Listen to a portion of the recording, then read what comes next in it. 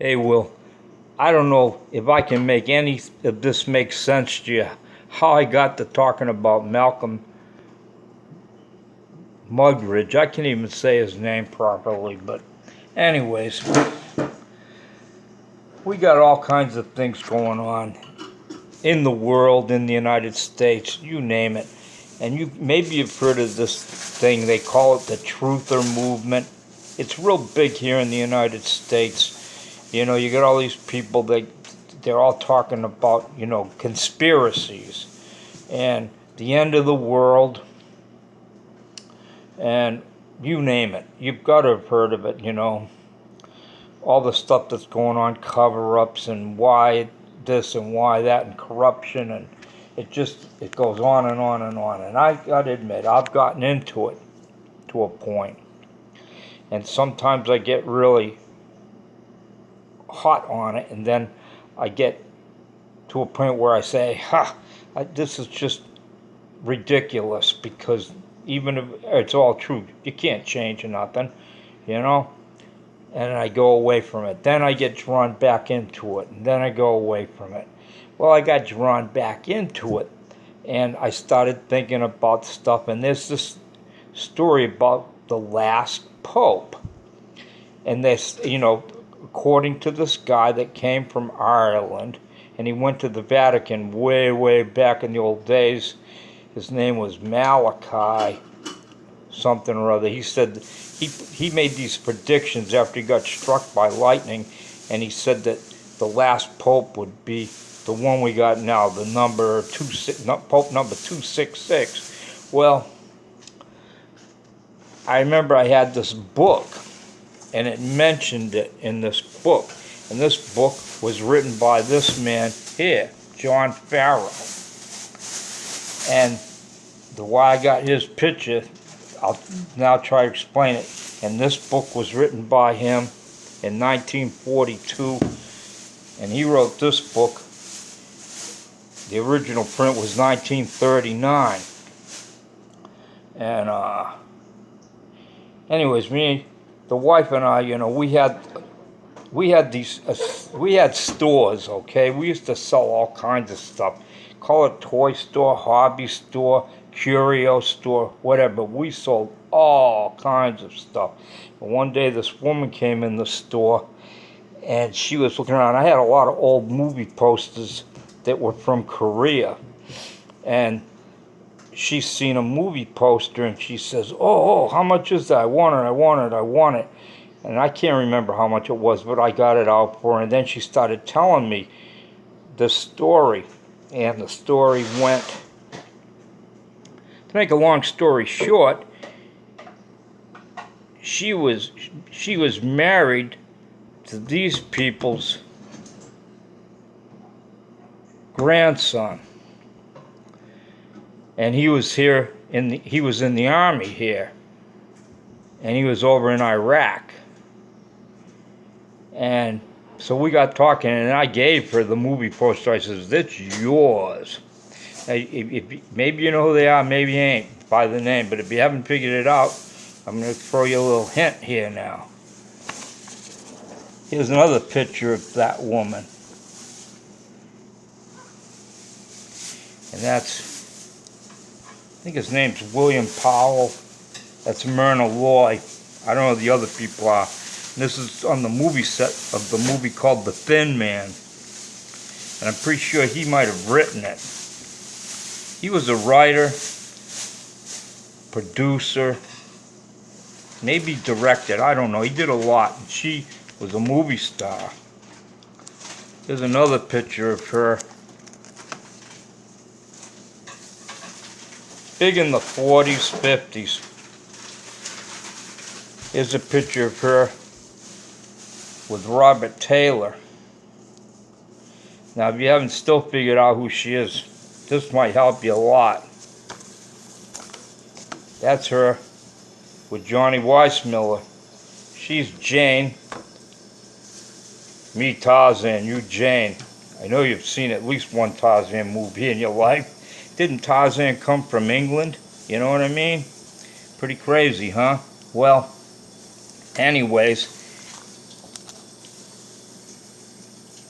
to make a long story short again, this woman that came in the store that I became friends with, she gave me all this stuff after I gave her that movie poster. That's the whole family. Maureen O'Sullivan, John Farrow, and their 7 children. I don't know who's who here, but I'm going to take a wild guess. Mia Farrow, Prudence Farrow, can't remember her name, and that's Tisa Farrow. And Tisa Farrow is the mother of the guy that was married to the woman that came in the store.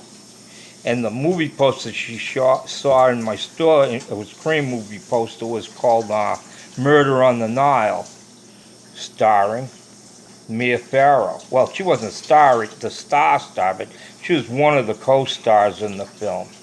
And so I gave her the poster, and then we, like I said, she came back and we became friends, and she told me how her husband's aunt is Mia Farrow. And I didn't know there was all these kids in that family, and his mom's Tisa, the youngest one.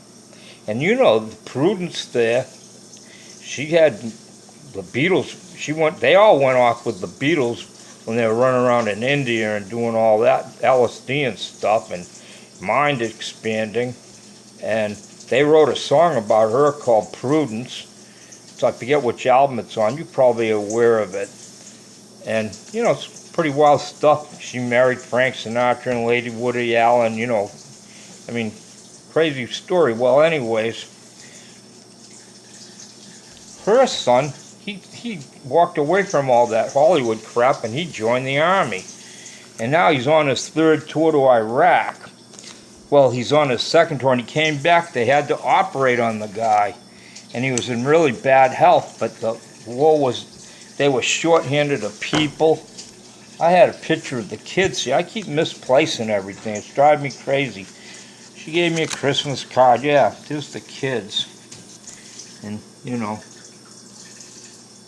because I was holding some other stuff from the store. His last name was Deanie.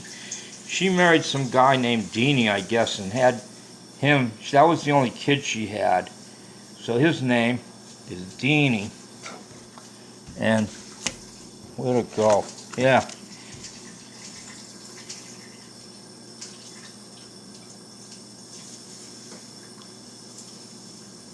You can read that, you know. But he goes back to Iraq for his 3rd tour, and he died over there.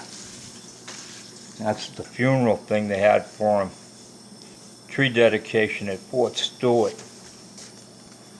And I went to it.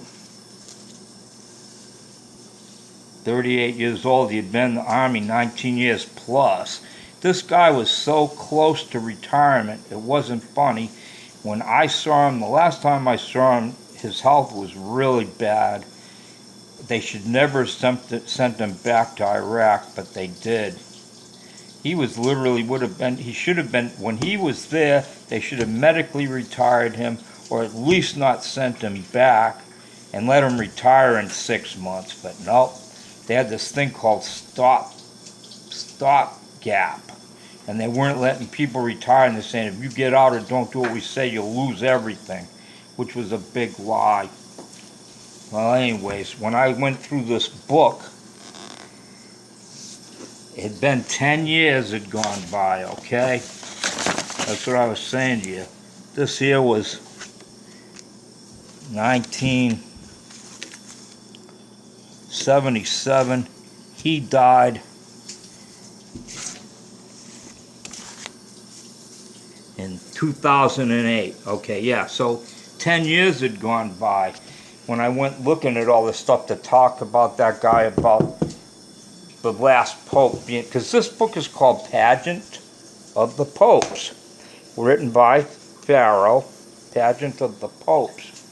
And it's the history of the popes. This goes up to Pope Pius. You know, he was the guy that was the pope during World War II.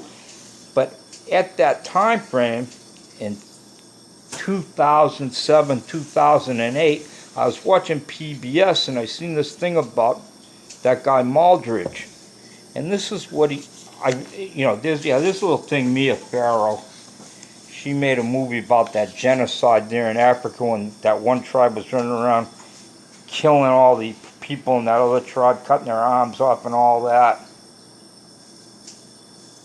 Pretty crazy, this world, you know? But Muggeridge, Malcolm Muggeridge,